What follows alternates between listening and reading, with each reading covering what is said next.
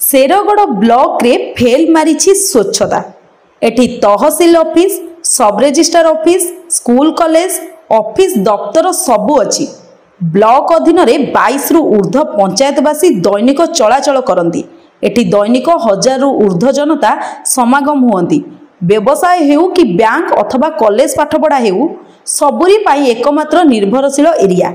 जेउठी देखिबे अलिया आवर्जना कूढ़ कूढ़ मने हुए एटी केउ कालरू सफा हेउ नथिबा परिलिखित हेउची। एहा द्वारा परिमल बाधा प्राप्त हेउची। जनता को नाही नथिबा रोग माड़ी बसुची।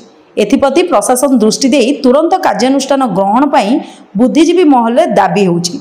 जदि एही कार्य प्रशासन तुरंत न करती तेबे साधारण जनता राजरास्ता को ओह्लाइबे बोली गणमाध्यम आगे परिप्रकाश करछंती।